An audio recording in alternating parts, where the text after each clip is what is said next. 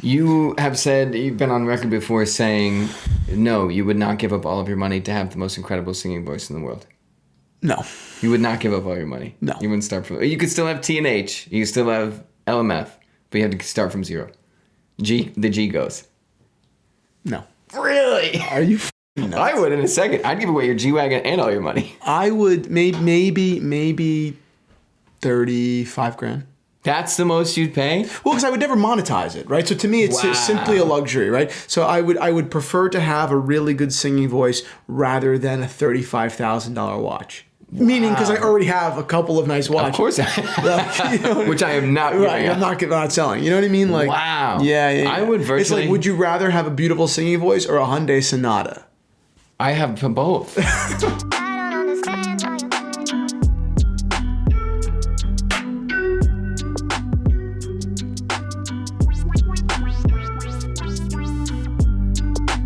What is up, Watch Fam? I am Christian, the curator of the Theo and Harris Watch Shop. My name is Michael. This video is brought to you by Squarespace. You probably need a website or domain, and Squarespace is the place to go. This video is also partially sponsored by you. That's right. Michael and I are bringing two different subjects to the table today. Yes. Michael's two are... Gerald Genta's Revival brand and Zinn. Yes, and I'm bringing two Rolex subjects to the table today. Yep. Things that I saw at Watches and Wonders. But at the end of today's episode, we're going to be playing the first episode, a part of the first episode of our new podcast. We're reviving our podcast. It's called The Zero, and it is on Patreon. And it's a place where Michael and I and other folks, my dad and other industry people like John Buckley and Carl Cohen, all these dealers and all these interesting folks are going to be discussing life, entrepreneurship, but obviously specifically as it pertains to the watch industry and building a business within this wild industry. So a lot of backdoor industry insight. It's a phenomenal podcast. We've got a ton of episodes already in the can.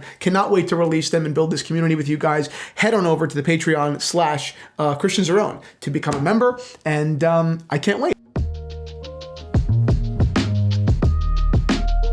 Two things I want to get your feedback or thoughts on. Number one is the Gerald Genta brand is coming back. It's not coming back independently. It's coming back through intermediaries. But what's interesting is Gerald Genta is like almost any famous artist where they have the hits that everybody loves.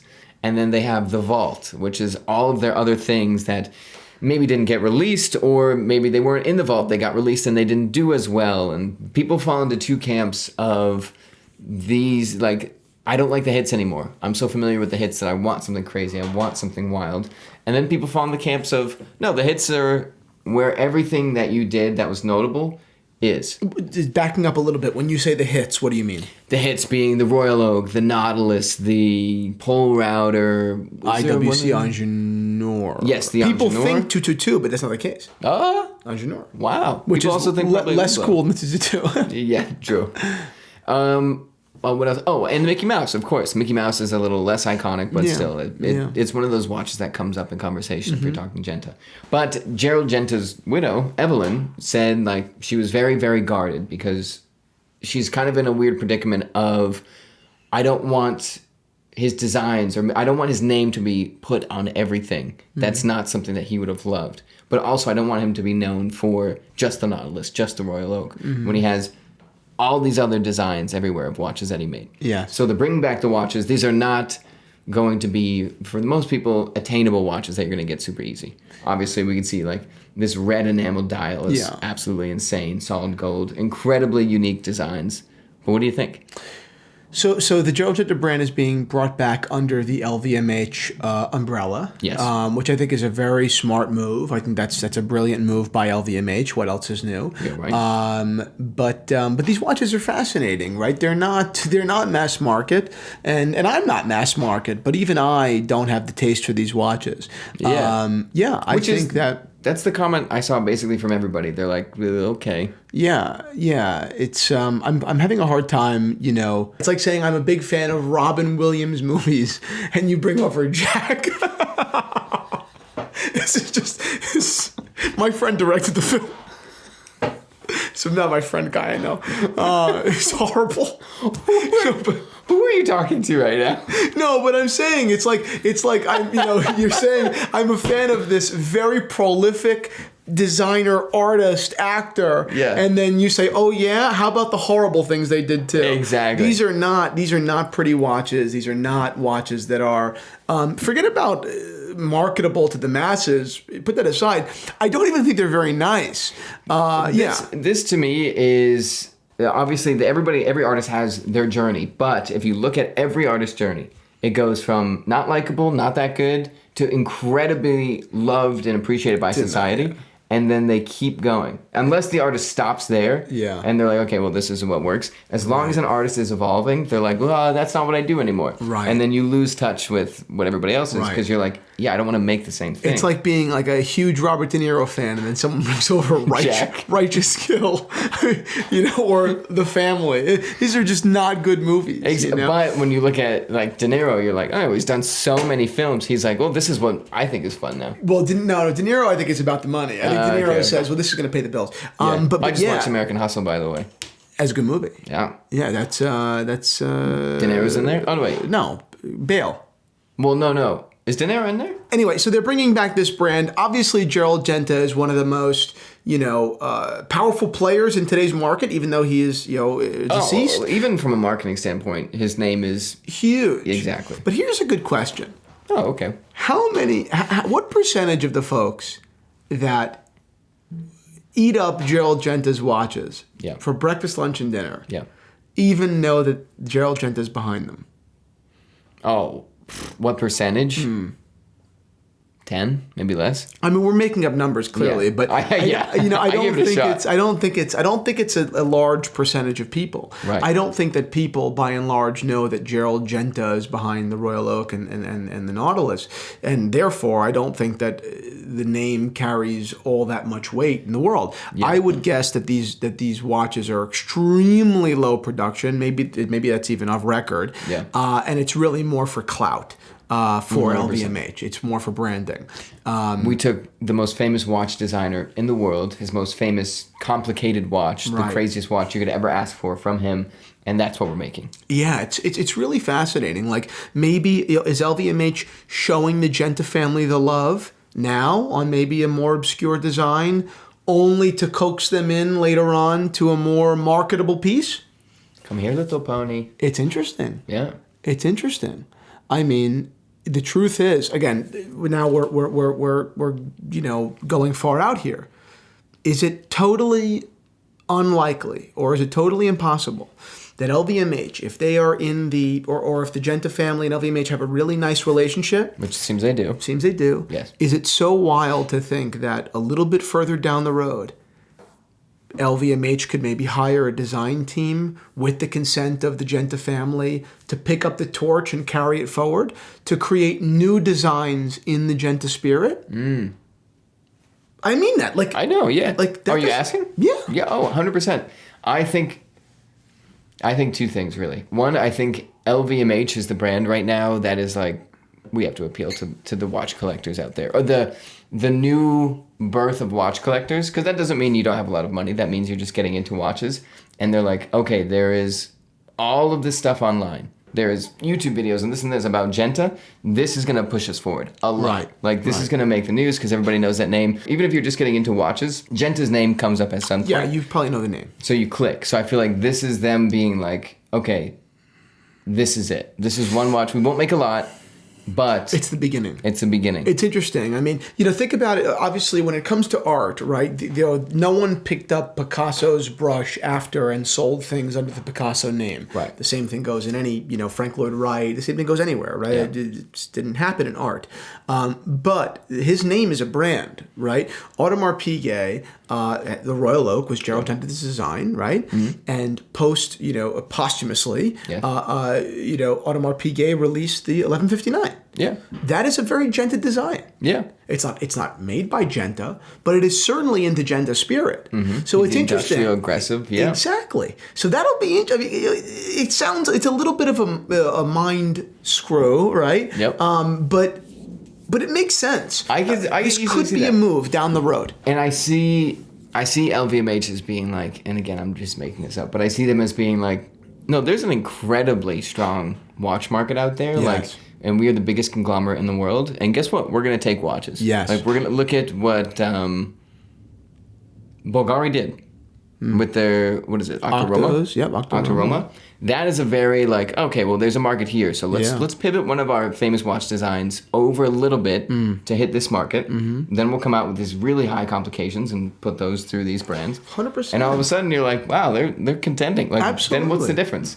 And I'm really rooting for LVMH here because I root for the underdog. I want the guy that doesn't really have all the resources to really hit a home run. You look at it as like a story of like you see yourself reflected in that. You're like, I struggle like the owners. I struggle exactly. I struggle when I was in college and I started my business, and now that I'm on the other side of that hill, I only look at them and I say, Christ. Well, good luck. And at only 23. What's an Italian phrase that you can say when you go like this? Buona fortuna. Wow. I pass the torch to you. I pass the torch to you guys. Good luck, guys, out there. It's amazing. You're going to get scars, but I'm sure you'll make it out. Out of all these things on this watch that are not likable, I think the dial is just... The enamel red dial is unbelievably beautiful. The enamel dial is beautiful. Yes, that's what I will say. I agree. I think it's stunning. Red, boom. Yes.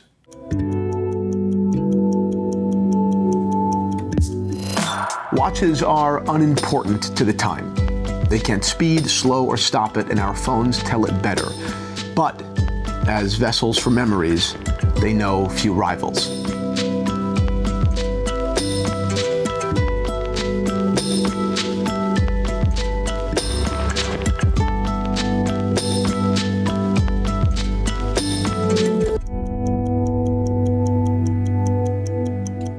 Next up, Sinn. This will be a very brief point. Thank God. Thank God. Oh, Sinn released their T50, which is great. I love Sinn designs. The problem with Sinn designs is they are usually 45 millimeters, still relatively thin, but they're giant dive watches. They released the T50, which I think is just a spectacular watch. It's incredibly thin, 41 millimeters wide, 12.3 millimeters thick, and 47 millimeters lug to lug. So it's nicely sized. I think it's an incredible watch. This is their bronze gold mix, which is super cool.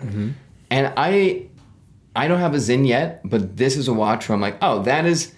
I could see myself getting that watch like for fun if I'm going to Italy to officiate a wedding. Right. I'm like, I could wear the Sinn out. Especially, I'm going to Amsterdam, I'm going to Italy, I'm going to a few places. I'm like, what can I wear out there I'm not too worried about getting stolen? Yeah. No, I get what you mean. Yeah.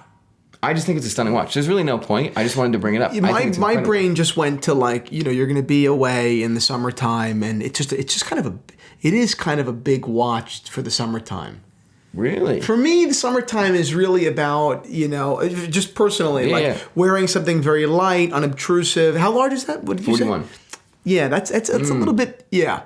41. Not that I would wear it in general, because it's just not my kind of watch. 41 in titanium. But that's, I don't know. I guess that's maybe antithetical to most people, right? I look at summertime as something for a very, I'm thinking of the heat. I don't know. Maybe I'm just being, an idiot. I don't know. But no, that's a good point. But this is really symbolic of a step in a direction that's right for me, because I'm like, oh, great, you made it smaller. Like, we're getting there. Got it. Well, you've been a fan of the brand for a while. Sinn does a lot of things that I question why no one else does. That's my thing. I'm like, so why doesn't everybody else put oil in some of their watches so that way they have better visibility when you're diving? Like, why doesn't anyone do that? Even why their don't you chronos. Their chronos their Flieger chronos, amazing. Yeah. I have one in salmon. They're great watches. I love them. Yeah, but they do a lot of things where I'm like, does it not affect everything enough to matter?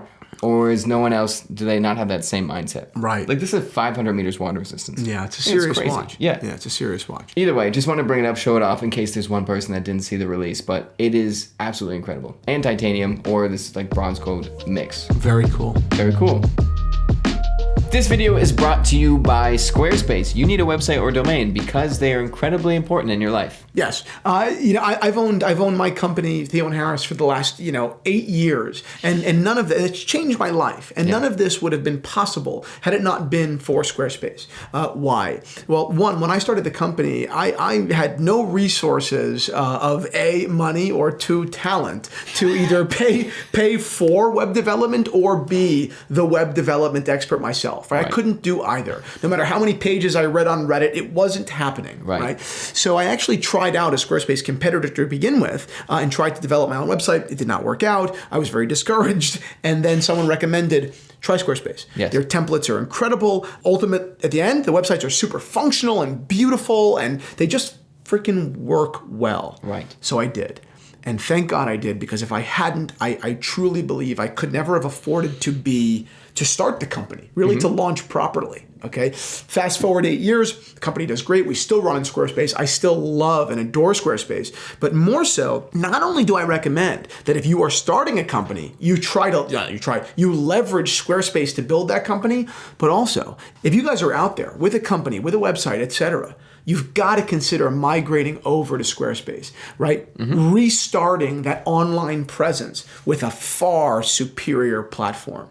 Truly. I could not recommend them more. Their websites are so easy to build, relatively speaking. They're incredibly cost effective. They load fast. They look great. If you want to change the entire design of your website, you're not hiring another web designer or a team of web designers. You're just switching themes. Exactly. I adore Squarespace. If it weren't for them, I would not have this company. And I just couldn't possibly suggest more that you go ahead and join me and join Squarespace. So that's it. Thank you to Squarespace for sponsoring today's video. And do we have an offer? Yes, we do. If you're looking for a website or domain, you can head on over to squarespace.com/Theo Harris to save 10% off your first order of a website or domain. Terrific.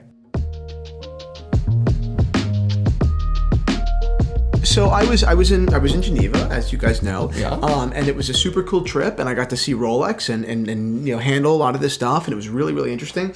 And one of the watches that really just completely, it took me by surprise, but really Rolex has kind of been teasing for a couple of years, was the titanium Yacht-Master. Now, stepping back a bit, what is a Yacht-Master, right? Because I like to go into the theory behind a collection, and if a brand is really solid, they've got that. They can go that deep. I'd also say the more common question to that is what is a Yacht-Master when compared to a Submariner?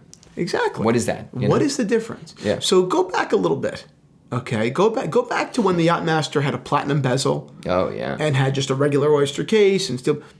What was the difference? It's not obvious. It's not a trick question. Yeah, no, I don't even know the answer. This is a little bit fancier. Oh, okay. It's platinum. When you say it's not obvious, no, it is obvious. I mean, when you say it's obvious, it's not a trick. I'm always like, question. oh, okay, it must be so obvious that I have to know it. But then I go, but you totally it's knew. A crazy mind game. No, but it's a platinum bezel. It was a richer Submariner. Truly. Right? That was all it was. Okay, they made it in the platinum, they made it in the two-tone, they made it in the yellow gold. It was just a richer Submariner. Does it have less water resistance? I don't think so. Yeah. 100 meters. Wow, 100 meters. Wow, that is insane. That is I've always found that so weird with the Yacht-Master. Bizarre. Fast forward till a couple of years ago, and the Yacht-Master began to differentiate itself with the Oyster Flex bracelet, with maybe a stone dial. Bezel. Yep. It became a watch that, is functional as a sports watch, but really very nice on a yacht, on a boat. Yes, because even then, even knowing like, oh, this is what it's for, I was like, really? Well, with the rubber strap, right? It's not as heavy. What do we always say about the Explorer, right? Like if an Explorer went to Everest today, he wants a textile rubber strap. Exactly. Right? Like a watch literally built for that, in theory, is supposed to be light, unobtrusive. Well, right? it's what we say really, it's like, no, you wouldn't use a steel Explorer on like a serious thing. You'd want a titanium matte Explorer or something like that. And I love the recent Yacht-Masters. And then Rolex this year, after having teased a titanium, Yacht-Master a little while ago, released it, into their collection. Shockingly fast. From the teasing, we were like, a few years probably. Full titanium. Yep. Very deeply brushed, right? Deeply brushed. Yeah. Absolutely gorgeous watch. No one expected it, not really. Yeah.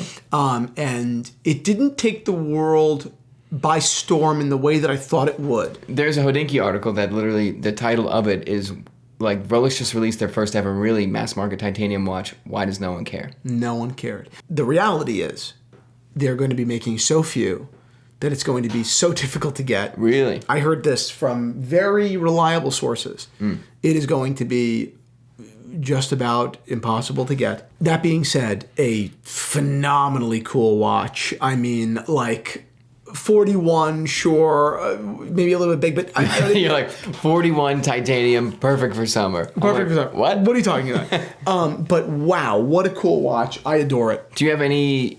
They said there's going to be very few released. Any reason why? Did anyone give you any hints? I don't know. I mean, is it about, just not being able to produce as many because it's so specific that it's not as generic, so they can't produce as many cases? Yeah. Or is it Rolex just saying, let's keep the hard to get thing going? But why would they say that? Rolex? Yeah. Well, to keep hype up in theory, right? Oh, To keep hype yeah. up. Let's just shift attention over to the Yacht-Master. No one ever killed someone for a Yacht-Master. Maybe let's try that now. That's true. That's probably what they talk about. It's possible. Yeah. What are the murders on Yacht-Masters compared to the Day-Day? They're like, Wow. That's bad. It's totally imbalanced. It's totally wrong. So yeah, I think that it was a phenomenal release. I can't wait to see them in the metal, in the titanium. If you're lucky. If I'm lucky. Well, I'll still see them on the street somewhere. Really cool watch. I love it. Next up is really, I would say this is a home run. The more I look at this watch, the more I'm like, maybe that was it's a very different price than the OP. It's like $35,000. But I'm like, maybe that's the Rolex that's the star this year, the Rolex 1908. That introduces also, this is the technically second or first, depending on how you order it, watch from Rolex with an exhibition case back. Yeah, it's interesting. I mean, it's a cool watch. Yeah. Very vintage inspired. Okay. Very cool. What's the retail on it? $22,000 in yellow and $23,000 in white. It's not a crazy price, but at that number, the competition is very stiff for dress watches from very high-end brands. Vacheron, Patek, Lange. Interesting. And you are getting a different product from those brands. You're getting a different product. Yeah, that's maybe a nice way better of saying product. It. Yeah, right. Yes. So it's not the easiest sell in the world. It's also not what we, Rolex is not the Cellini, right? This is a Cellini by a different name, right? Rolex is not that. Right. So their brand identity is so just stuck in their, sports, albeit vast collection. But look at the Day-Day, right? Like all these different things, right? All these different oyster cases, Yeah. So this is it's not gonna be a hard sell. I doubt that. Yeah. But frankly, let's rewind a minute. The Cellini Moon was a brilliant watch. This was around a $30,000 watch. They used to sell on the gray market for around $27,000. These were awesome watches. Oh yeah. Incredibly cool, and they got no love. Yeah. So the way I look at it is, if the Cellini Moon didn't get love at 27, 29, is this going to get love at 24? Interesting. And maybe it's because, and this is a very good lesson in marketing if it is, maybe it's because Rolex put it in my face and gave me a video of it spinning, spinning around and showing the actual automatic movement working. I was like, oh, I like that. Maybe that's what it is. But I look at this watch, and again, I've really only seen Rolex's marketing. I haven't held it in the metal. Yeah. I'm like, that's cool. That looks like a great watch, And it has the added benefit of having the name Rolex on it. Of course, yes, it definitely has. I'm not speaking that. as me. I'm speaking as the guy that's watching it. But for me, marketing, I was like, wow, this is cool. Yes. Cool one. I also think the whole, sapphire caseback thing is enormous, and it shouldn't be under, Enormous? Yeah, it's in terms of news? Oh, yeah. Oh, yeah. Like, Rolex should have been doing this years ago, and they weren't, and now they are, and I think that's huge news. It's like what we said, the vast majority of people that buy a Rolex are not going to be like, oh, the finishing is quite poor.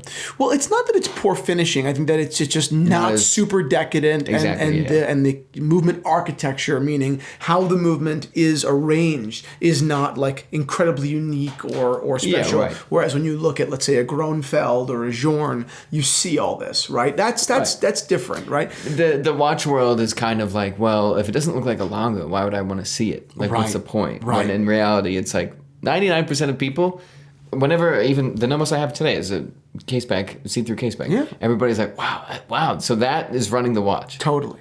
We had a videographer ask me, so all of these watches are battery operated when he was filming the watches, the Rolexes, and I was like, oh yeah, people know nothing. People know nothing, and that's just fine. But you have to keep in mind that the world is very large, and the people are looking at this from a different point of view. 100%. And the average Rolex buyer is not as obnoxiously, because it is obnoxious, discerning Of course. as the enthusiast base. I look at any mechanical movement with like this level of Your Omiwatari, one of the most beautiful Omiwatari, mechanical movements you can get at that price range. It's a phenomenal watch. I love that everything is it's flat. I think it's totally. great. It's beautiful. Yeah. But interesting.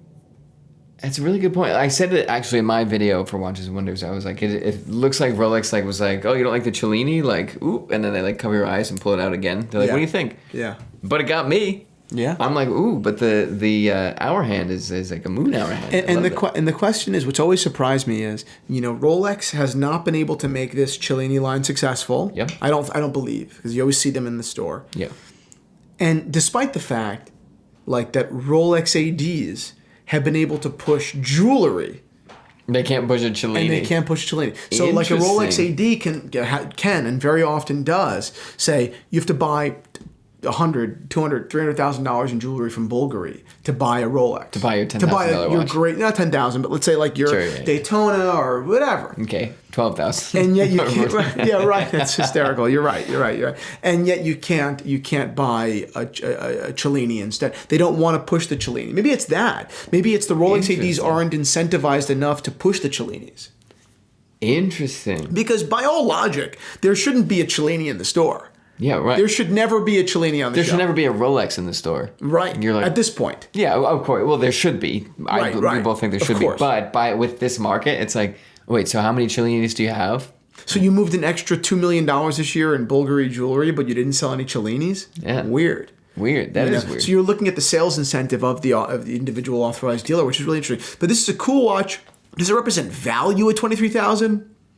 I don't know about that. I don't know about that. Yeah. But it's very cool. I do like it. It's very vintage. Rolex has not done something this vintage in a long time. Yep. I like it. I literally said on the video, like, Rolex is not in the business of saying we did it great back then. Right. Rolex is the modern man. Rolex is like, we're doing it great now. Right. You don't want the aluminum bezel. We made it better. Yes. You want ceramic. Yes. So here's a question before we dive into the last point. Someone watching this video, I'm assuming, is all about this 1908. They really want it. What would you say is a comp? Is a comp, or, hey, you're not going to get this watch no matter how much you want it. Yeah. I suggest you look at this. Oh, it's tough, man. I mean, you're in Longo 1 territory. You're in Saxonia, 1815. Those are just all Langenzonas. You can get a precious metal Reverso for $13,000, Yeah. $14,000. You could get the new Reverso Tribute chronograph. I'm sorry. Maybe I misspoke. You could probably get a precious metal Reverso for $15,000, $16,000. Yeah. You can get the chrono. You can get me. You can get the chrono. The chrono's 21,000. Not in in precious. stainless steel. But still, that's a crazy It's a watch. lot of watch. Yeah. There are a lot of things you can get, Yeah. and that makes it a tough sell. It makes it a little bit of a tougher sell.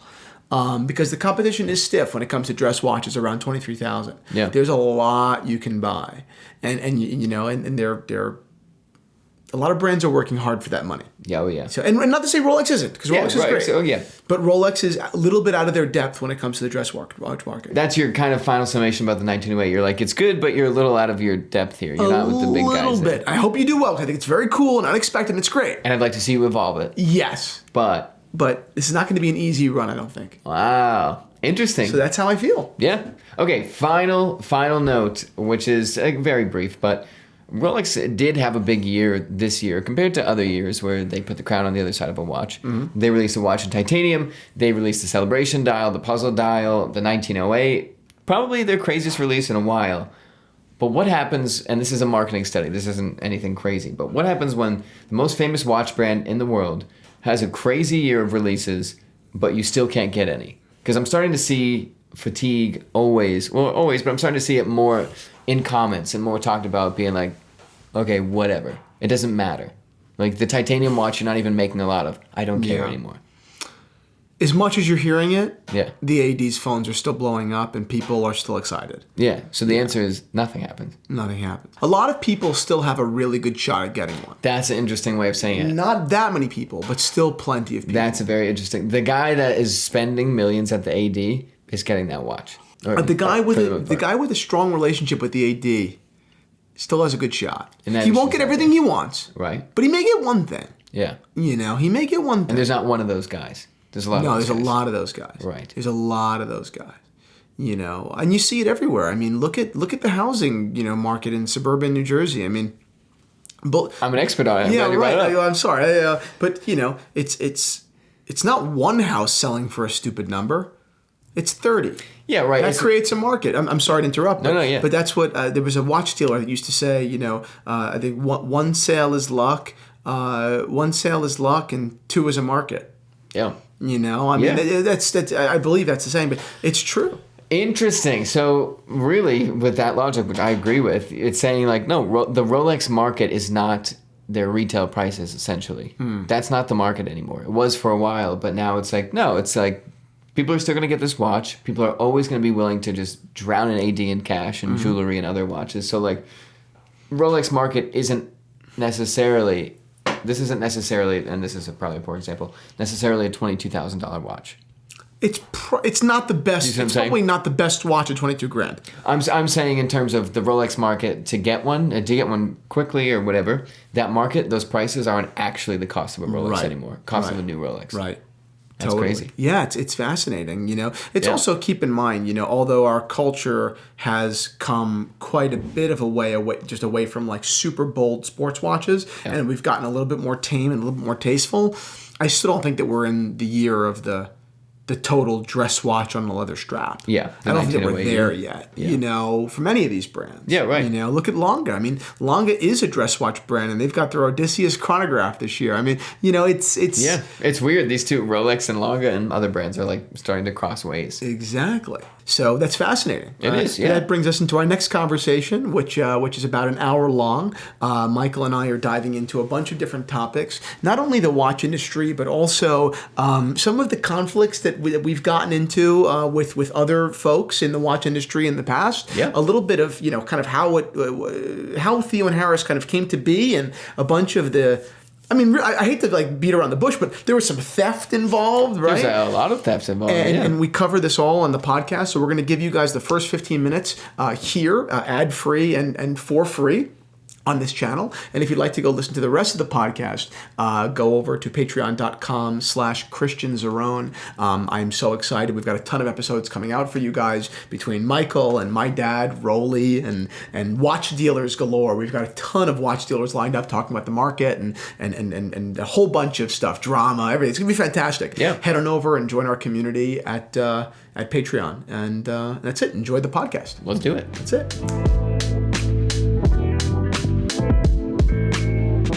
When we do a podcast, it's weird how we both... Who speaks first? Oh, you. Oh, me? Oh, yeah. Put that in so that you spoke first. Yeah. What's up, Watch fam?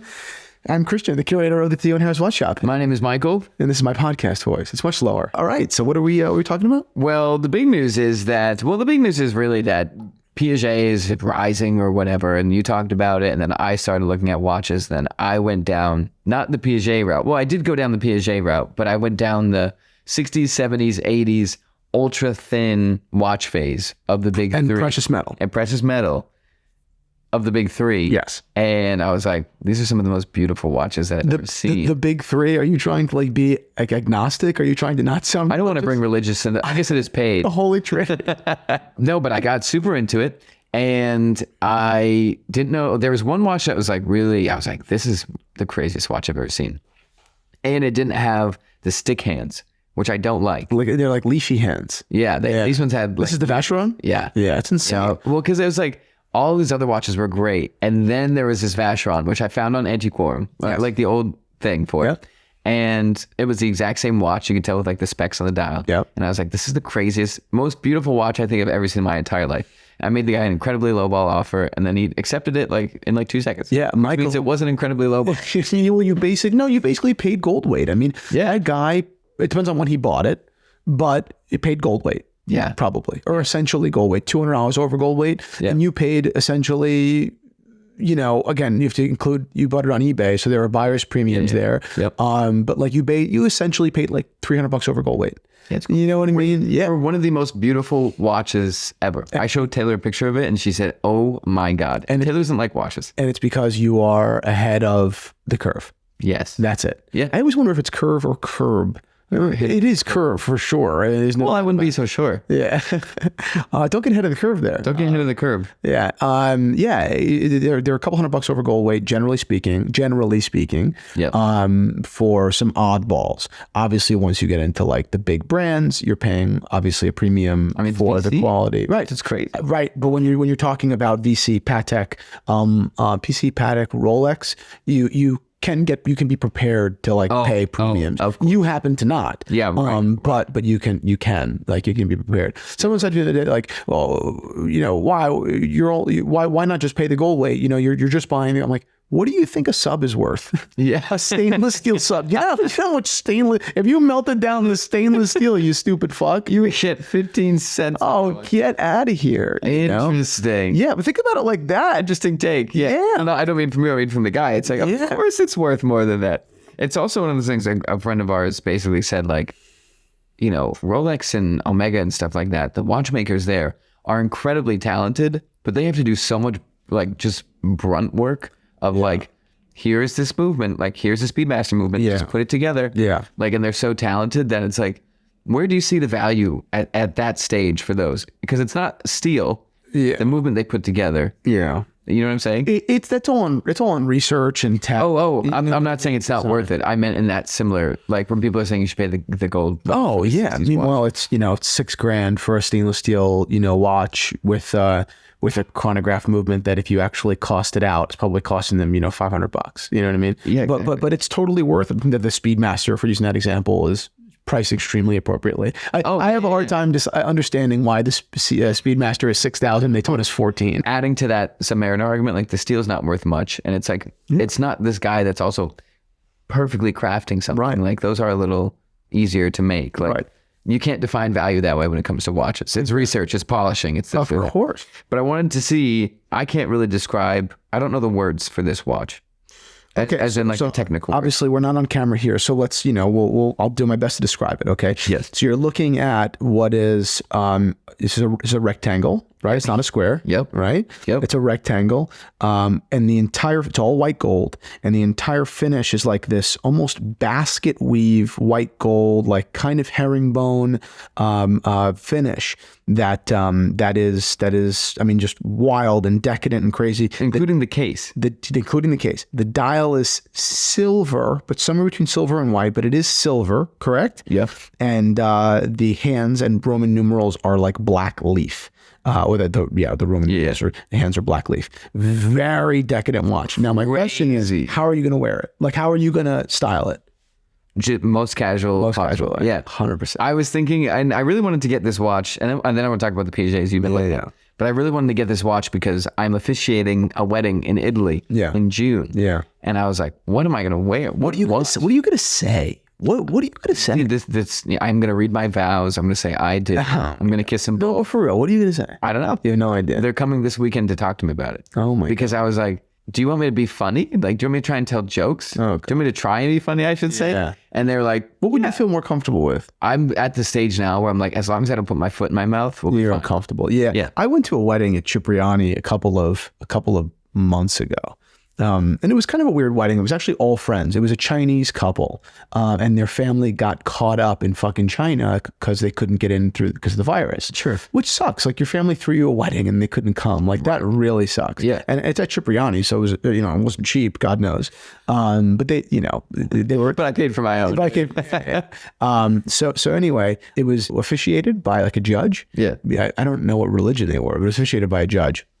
And it was the weirdest thing. Right. I don't find funny like officiants good. It's like, this isn't funny. I don't know. That's how I feel. Whatever. Right. Like this is a fucking wedding. Like I'm conservative. I'm about to. Man I've ever met. I'm about to make the largest mistake of my life. Seriously, Right. Yeah. I don't know. I mean, I like my priests solemn. I like my priests. The wedding isn't depressing. Yeah. It's really, really close. Yeah. And the person you're marrying, their dress doesn't have a scoop neck or anything. Yeah. It's like basically a turtleneck up to their neck. Yes. Yeah. And the veil also isn't see-through. My wife is wearing a beekeeper suit. Yeah. And I deflower her out. I was gonna say, from your little stinger. Yeah, exactly. But yeah. Anyway, I mean, go ahead, be funny. Do it. Yeah. Anyways, you're like, but you won't be officiating my wedding. Yeah, exactly. Yeah, I had no idea. But then I was picturing. I was like, wow. and I don't know if I'll, as an efficient, be outstretching my arms. Right. I was just like, that watch No way. and the Italian sun being kissed by my ever pale skin. Oh yeah, you're gonna be so burnt. You're gonna be covered in blisters. It's unreal. Whenever we go somewhere, I'm just incredibly burnt, and you look fine. Yeah. What? Where is it? Do you know? You don't know. Where's the wedding? Yeah. All right. I don't even know. You're like, it's the fucking boot in Europe. Italy. You've never been? Yeah, you know the story. But last week I was asked to like come to some event, like a local event. It was like the Sicilian like heritage thing, whatever. I didn't think it was that big of a deal. Meaning, so it was like so tied to being Sicilian. You also didn't think you were that big of a guest. It was just a local business that you know had me as a guest, whatever. Right. You know, and the tickets were $200 or something like that. And they just told me, hey, we'd love for you to come. We'd love for you to come. Like you'd be our guest.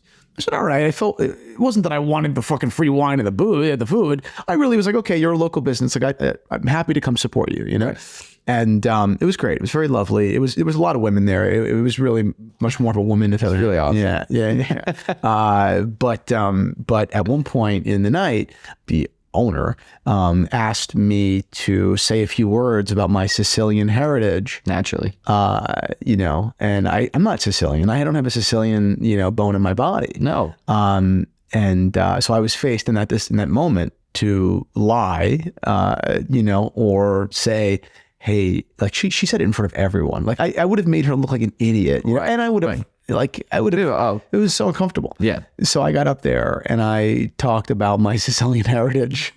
What did you say? Can you get like a preview? Yeah, basically. So it's an Italian store. It's an Italian business. Do it in the sense of, do it with the same voice. With my voice? Yeah. So I said, functionally, I said, thank you all for getting us here together, right? For bringing us all together to celebrate.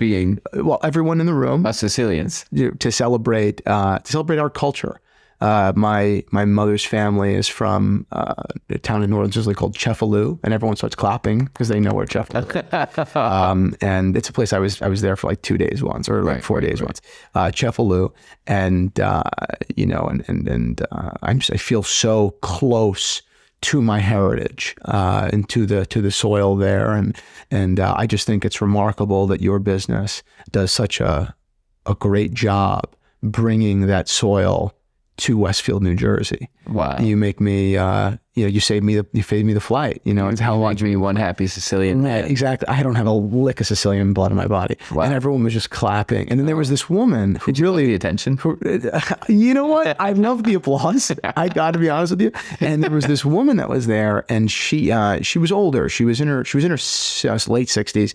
And she was like actually like the keynote or whatever. Sure. And she was from a town called Castellammare de Golfo, which is a beautiful place.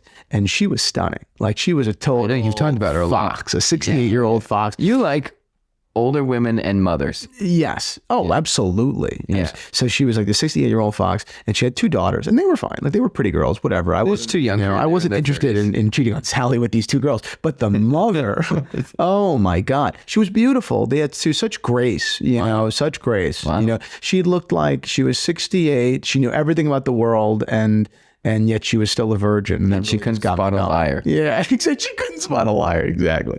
But it was a great night. Did you write in your diary about the night or about the woman? I wrote about the woman. Yeah, of course. The woman. Yeah.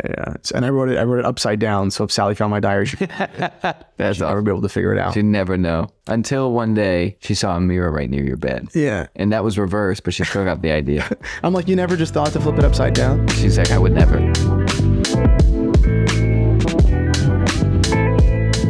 What are you wearing right now? Just some naked and famous. Nah, you're Explorer. I'm wearing my Explorer, baby. The world's most boring watch. That was one of the funniest things that you've said in a while. Yeah. This whole podcast, not this particular episode, but it's definitely going to get into stuff like talking about going from zero. Right. Like, it really is. And that's why you and I got along so well, because we both kind of embodied that, like really going from zero and making something. Yeah, right. And that's different. The very embarrassing stage to now the stage where people are like, well, this is pretty cool. Yes. And the $0 stage. Yeah, right. The nothing. Which is the embarrassing stage. Yes. Where everybody's like, stop doing that. It's embarrassing that you're posting videos that get 5 views. Exactly. Yeah, right. That's what you and the Iron Stale, right? Like, yeah. I've had people say to me, like, I was incredibly embarrassed with your videos, like for months, for a year even, like just incredibly embarrassed. Dude, stop. You got 10 views. And I was like, I don't thought it was going to work. Yeah.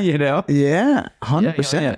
But that's definitely what like a large theme in this, because there are more people that are starting at zero than there are that are starting with like with a ton, obviously. And I think that's like the more empowering message is you can start from zero and do something, even though you may never be as rich as the kid that inherited all that money, and you probably won't, and it's fine. Yeah, right. But dude, your cock is so big.